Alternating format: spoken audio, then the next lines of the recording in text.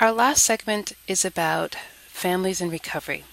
We've talked about recovery as something that we hope for when we're talking about individuals who are diagnosed with mental illness, but families also have their own recovery process. They go through a very similar journey. Before I get into the rest of this, I'm going to ask you to watch this excerpt from the Family Guide to Mental Health Recovery.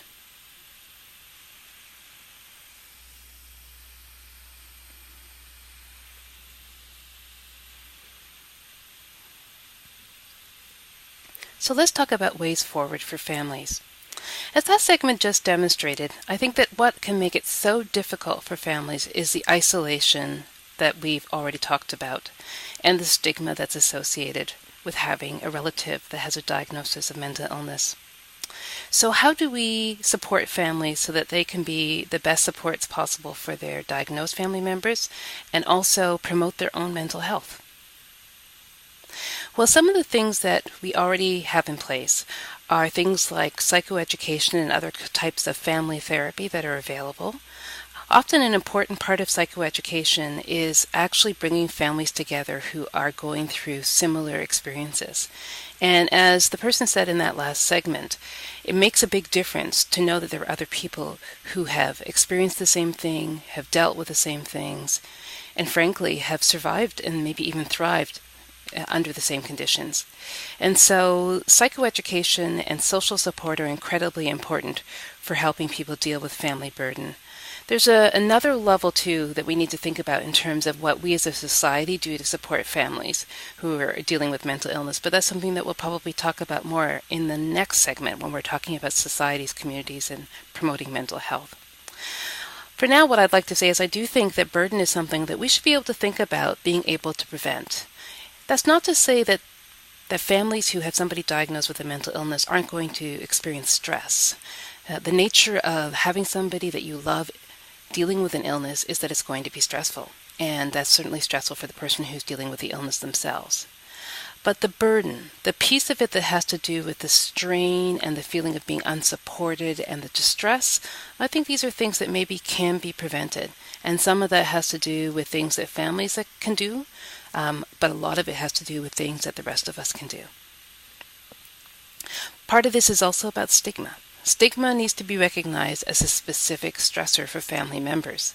We often don't think about how the general stigma against mental illness affects family members, and also how there is a very specific type of stigma that family members have to deal with themselves. This is certainly something that families need to be able to talk about. It needs to be something that we can help people cope with. But as members of the community and as people who are connected to families that are dealing with this, we also have to be able to help destigmatize that experience. And that often can be just as simple as even asking how they're doing and how their relative is doing.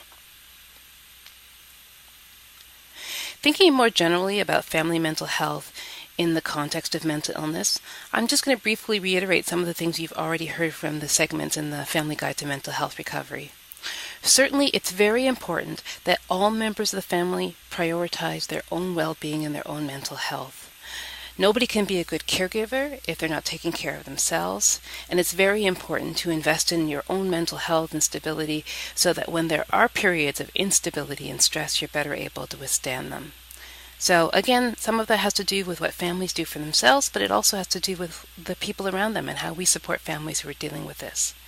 That speaks to the importance of having meaningful interpersonal relationships within the family and outside the family.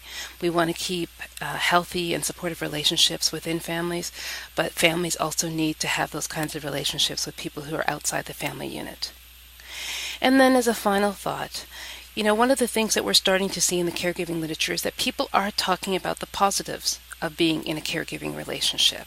For so long we focused on the burden, and I think that was really because we wanted to be able to create an evidence base that would allow us to support family members who needed it so much. But we also want to remember that these are often relationships that are built on love, and that, as some have already suggested, caregiving is an honorable role, it's a valued role, and it's a role that people take on because of their concern and love for other people and their families. So we want to be able to help families experience the positives of caregiving. And certainly one of the things that people have said makes that more possible is if we are also able to see the positives in caregivers themselves. So from there, we're going to go into our conclusion.